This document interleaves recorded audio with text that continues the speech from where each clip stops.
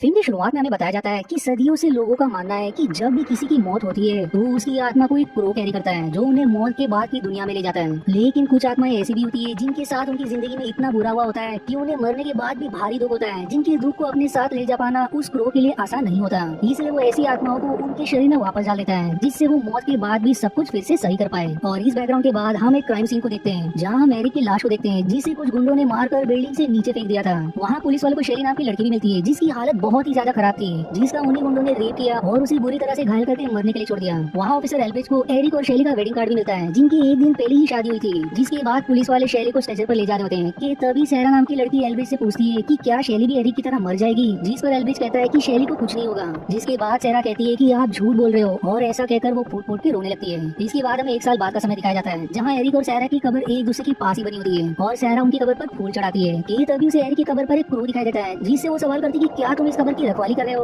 और उसे कोई जवाब न मिलने पर सहरा वहाँ से जाने लगती है कि तभी वो क्रू एरिक की कब्र पर लगे पत्थर पर जोर जोर से अपनी चोंच मारने लगता है। जिसके बाद हम सहरा को एक हॉट डॉग शॉप पर देखते हैं जहाँ पुलिस ऑफिसर एल्ब्रिज उसे हॉट डॉग खिलाता है। वहीं दूसरी तरफ हम उन्हीं गुंडों को देखते हैं जिन्होंने एरिक और शेली को मारा था, जो एक दुकान पर तोड़फोड़ कर रहे थे जहाँ उनका एक साथी टाइम बॉम्ब लगा देता है। वहीं इधर कब्रिस्तान में हम उसी क्रू को देखते हैं जो एरिक की कब्र के ऊपर बैठा होता है, जो अब भी लगातार नीचे की तरफ देख रहा था और फिर अचानक से एरिक अपने कब्र से बाहर निकलता है। जिसका मतलब ये है कि ये क्रू एरिक की सोल को कैरी कर रहा था और उसने एरिक के शरीर में फिर से उसकी आत्मा डाल दी है। वहीं इस तरफ वो शॉप में ब्लास्ट हो जाता है जिसमें उन गुंडों ने बॉम्ब लगाया था, जिसके धमाके को सुनकर ऑफिस एल्ब्रिज तुरंत उसी तरफ भागते हैं। वहीं इधर वो क्रो एरिक को गाइड करते हुए सीधा उसी अपार्टमेंट में ले जाता है जहाँ एरिक और शेली की हत्या हुई थी। वहाँ एरिक को उसकी बिल्ली मिलती है जिसको छोड़कर ही उसे कुछ बातें याद आने लगती है, जिसके बाद वो वहाँ की बाकी चीजों को छूता है और धीरे धीरे अब उसे सारी बातें याद आने लगती है। और अब हम जान पाते हैं कि वो किसी भी चीजों को छूकर उससे संबंधित सारी बातें जान सकता है। एरिक ये भी नोटिस करता है कि उसके घाव अपने आप ही ठीक हो रहे हैं, जिसके बाद वो वहीं रखे हुए मेकअप के सामान को अपने चेहरे पर लगा देता है और काले कपड़े पहनकर उन गुंडों से अपनी और शेली की मौत का बदला लेने पर तैयार हो जाता है। वहीं दूसरी तरफ हम टिंटिन को देखते हैं जो उन्हीं गुंडों में से एक था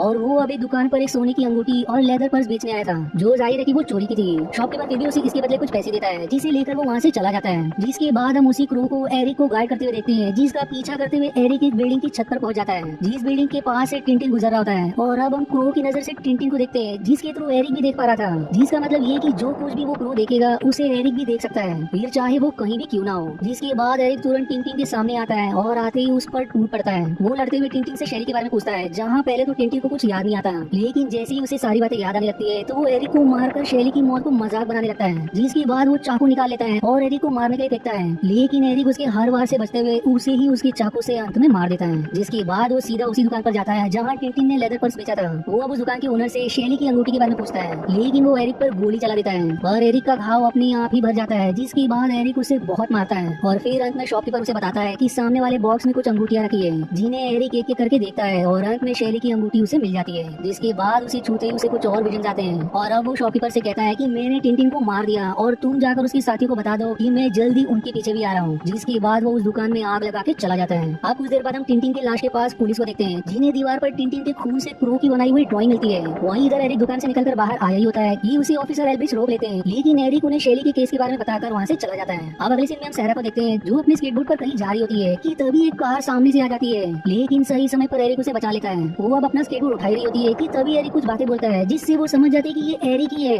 लेकिन तब तक वो वहाँ से चला भी जाता है। अब आगे हम ऑफिसर एल्ब्रिज को देखते हैं जो एक साल पुराने एरिक और शेली के केस की फाइल्स को फिर से देख रहे होते हैं, जहाँ वो अपने साथ वाली महिला ऑफिसर को बताते हैं कि शेली ने कुछ गुंडों के खिलाफ केस किया था, जिसके बाद उसे और उसके बॉयफ्रेंड एरिक को मार दिया गया। फिर एल्ब्रिज एरिक की फोटो पर ठीक उसी तरह के निशान बनाते हैं जैसा उन्होंने दुकान के सामने वाले आदमी के चेहरे पर देखा था, जो कि एरिक ही था। अब फोटो पर निशान बनाने के बाद ऑफिसर एल्ब्रिज समझ जाते कि वो एरिक ही था जो उन्हें दुकान के सामने मिला था। अब अगले सीन में हम फन बॉय को देखते हैं जो टिंटिन का साथी था और वो सहरा की मॉम डेरला के साथ इंटीमेट होने वाला था। ये तभी उसकी खिड़की से क्रो अंदर आता है जिसकी नजरों से एरिक फन बॉय को देख रहा था। जिसके बाद वो उनके सामने आता है और फन बॉय को खुद पर गोली चलाने को कहता है, जो फन बॉय अंत में ऐसा ही करता है, लेकिन एरिक की चोट हमेशा की तरह इस बार भी भर जाती है और अब वो फन बॉय की पैर पर उसी की बंदूक से गोली मार देता है और उसे अब घसीटते हुए बाथरूम तक ले जाता है जहाँ डेरला डर के मारे पहले से ही छिपी हुई थी। वो अब डेरला से कहता है कि तुम एक माँ हो और तुम्हें ड्रग्स नहीं लेना चाहिए। साथ ही साथ वो ये भी कहता है कि तुम्हारी बेटी बाहर तुम्हारा इंतजार कर रही है। जिसके बाद डेरला वहाँ से रोते हुए भाग जाती है। अब इसके कुछ देर बाद हम फन बॉय की लाश को देखते हैं जिसे एरिक ने बहुत सारे ड्रग्स के इंजेक्शन देकर मार दिया था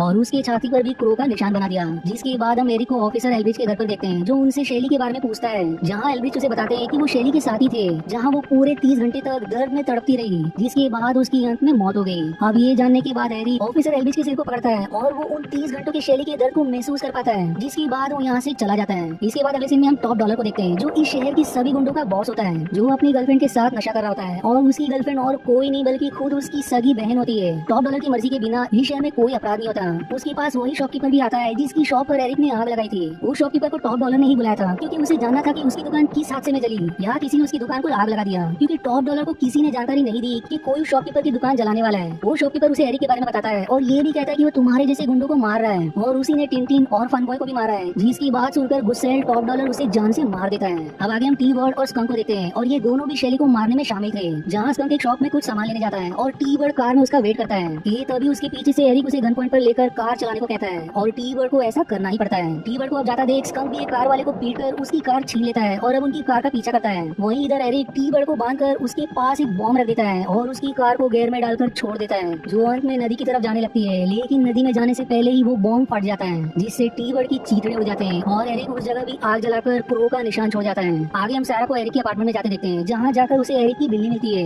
वो अब एरिक को कई बार आवाज देती है और कहती है कि मुझे पता है कि तुम यही हो, जिसके बाद एरिक उसके सामने प्रकट होता है, जिससे मिलकर सारा बहुत खुश हो जाती है। इसके बाद अगले सीन में हम स्कंक को टॉप डॉलर के पास देखते हैं, जो कहता है कि एरिक उसे भी नहीं छोड़ेगा। जिसके बाद टॉप डॉलर अपने साथी को एरिक के बारे में पता करने को कहता है और वहीं उसका साथी एरिक की कब्र पर जाता है, जहाँ जाने पर उसे समझ जाता है कि एरिक किसी तरह फिर से जिंदा हो गया है। अब आगे हम टॉप डॉलर को एक मीटिंग अरेंज करते हुए देखते हैं, जहाँ पर एरिक भी पहुंच जाता है और फिर वो स्कंक की तरफ इशारा करते हुए कहता है कि मुझे वो आदमी चाहिए। पर टॉप डॉलर सभी को गोली चलाने का आदेश दे देता है और अब सभी पागलों की तरह एरिक पर अंधाधुंध गोलियां बरसाने लगते हैं, जिसके बाद वो अंत में वहीं गिर जाता है। सबको लगता है कि वो मर गया, लेकिन एरिक अब एक एक करके सबको मारने लगता है और टॉप डॉलर कैसे तो वहाँ से बच निकलता है और आखिरकार एरिक स्कंक को भी मारकर अपना बदला पूरा कर लेता है, क्योंकि उसने उन चारों को मार दिया था जिन्होंने शैली का रेप किया और उन दोनों की जान ले ली। जिसके बाद एरिक वापस अपने कमरे के पास आ जाता है, जहाँ पहले से ही सहरा मौजूद थी। सहरा उसे कहती है कि मुझे पता था कि तुम यहाँ जरूर आओगे। जिसके बाद एरिक उसे कहता है कि अब वो हमेशा के लिए सो जाएगा, क्योंकि उसने अपना बदला ले लिया है। वो सहरा को भी शैली की अंगूठी देता है, जिसे सहरा अपने गले में लॉकेट की तरह पहन लेती है।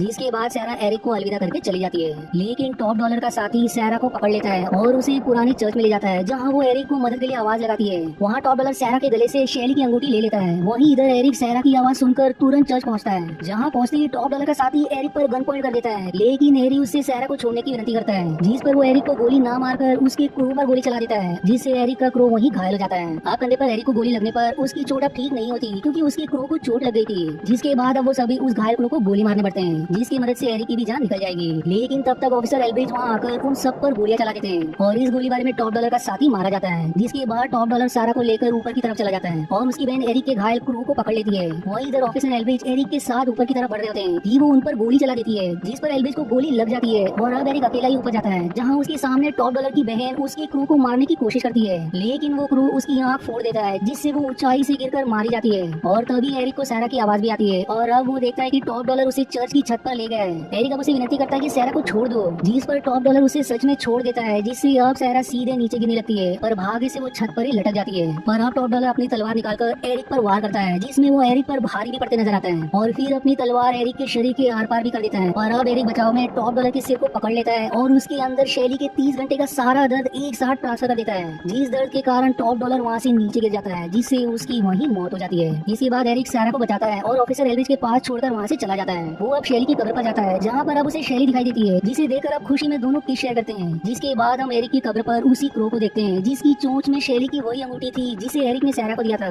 इसके बाद हम सारा को वहाँ आते हुए देखते हैं, जिसे वो क्रो वो अंगूठी सौंप देता है और इसी के साथ ये मूवी यही समाप्त हो जाती है।